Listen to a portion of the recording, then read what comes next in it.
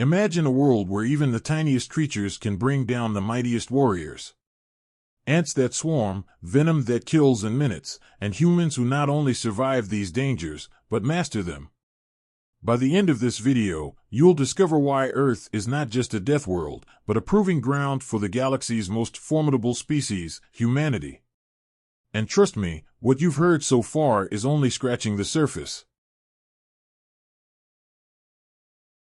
The classroom erupted into a mix of disbelief and nervous laughter. Wait, you're telling me ants can kill us? Zach, the Zern student who had asked the question, stared wide-eyed at the holographic projection of an Earth ant. The tiny creature crawled around on the screen, carrying a crumb 10 times its size. Zach's scales rippled in unease, a reptilian sign of confusion. Professor DRA, the human expert at the Galactic Academy, cleared his throat. His 4 eyes blinked in succession, a habit he developed after studying humans for so long. Yes, he said slowly, emphasizing each word. Ants. Specifically, Solenopsis invicta, or fire ants. Their venom can cause intense pain, inflammation, and in some cases, anaphylactic shock. For certain species, even death. The classroom fell silent, the laughter vanishing. Students from over a dozen planets stared at the tiny holographic ant with nervous eyes. The idea that something so small could be so dangerous was hard to grasp. Are they everywhere on Earth? Zach asked, his mandibles clicking anxiously. DRA nodded gravely. Everywhere except Antarctica. They thrive in warm climates and often infest urban areas. Jax, a towering horn known for his species' nearly impervious armored hides, raised a skeptical hand. I don't understand. If they're so tiny, how do they kill something larger? DRA tapped his claws together thoughtfully. Humans have a saying, it's not the size of the dog in the fight, but the size of the fight in the dog. Ants, despite their size, exhibit teamwork and coordination unmatched by almost any other species. A single fire ant is dangerous, but hundreds or thousands? They can swarm a target and overwhelm it in moments. Jax grunted, still processing the idea. So, even our armor wouldn't protect us? No, DRA responded, his voice low. Armor won't protect you from something that can crawl inside, find weak spots, or swarm you en masse. The room grew increasingly uneasy. The galaxy was filled with massive predators and terrifying creatures, but ants? That was supposed to be insignificant. Another student, a Norway with shimmering, molten metal skin, waved an appendage dismissively. I fail to see how this makes humans formidable. It sounds like their planet is infested with dangerous vermin. DRA sighed quietly. You misunderstand. These creatures aren't why humans are dangerous, but they've learned to live with them, to adapt to their presence. While other species flee or try to exterminate such threats, humans study them. In some cases, they even use them. The class gasped. Asterisk use them asterisk? Zach repeated, his voice filled with disbelief. The display changed to show a human calmly handling a series of test tubes filled with ants. Humans have a unique relationship with the creatures on their planet, DRA continued. They don't fear them as you do. They respect their power and, in turn, harness it. It's one reason Earth is classified as a death world. More murmurs of unease filled the room. Death worlds were notoriously avoided, their environments or fauna too hostile for study or settlement. Earth, despite its appearance, had earned its place among them. But why stay on such a dangerous planet? Zach asked, trembling.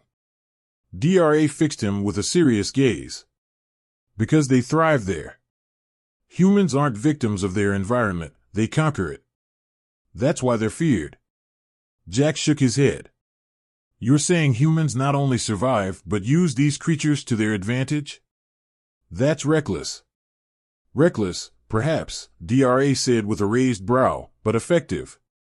Their ingenuity is unmatched, and their resilience is something no other species fully comprehends. You focus too much on their environment when you should focus on their adaptability. Another student, a Shishian reptilian, hissed in disbelief. Surely, not every Earth species is this dangerous? DRA smiled, a chilling, knowing smile. Oh, if only that were true. You've barely scratched the surface of Earth's biosphere. There are creatures far worse. Creatures so small you can't see them, but lethal in ways that will make even the bravest of you tremble. A shiver ran through the class. They knew what he was referring to: microorganisms, viruses. The invisible killers of Earth. Why haven't these things wiped out the humans? Zach asked, fear creeping into his voice. DRA's expression softened slightly. Because humans are more dangerous than the creatures around them. Their survival isn't just about brute strength, it's about intellect. They understand the very forces that could destroy them and turn those forces into weapons or tools. The display shifted to show a series of human experiments manipulating ant pheromones with terrifying precision. What you see as chaos, they see as opportunity. They exploit biology, pheromones, chemical signals, instincts, all to their advantage. This is madness, Jax muttered, clearly unsettled. You're telling me they turn mindless creatures into weapons? DRA's subtle grin returned. Not just weapons. Humans study nearly every species on their planet, learning how to manipulate them. Birds of prey patrol their skies. Dogs search and rescue. Dolphins help in military operations. The class struggled to comprehend the idea. Most species relied on machines to do their bidding. But humans, it seemed, could tame and use creatures for practical, and sometimes lethal, purposes. And then there are the microorganisms, DRA added. The air in the room grew colder. Humans live alongside an invisible army of microbial life, bacteria, viruses, fungi. These organisms kill in ways unimaginable to you. And yet, humans have developed defenses against them. Their immune systems are among the most advanced in the galaxy. A Zion student, who had been silent until now, hissed in disbelief. So they carry these organisms?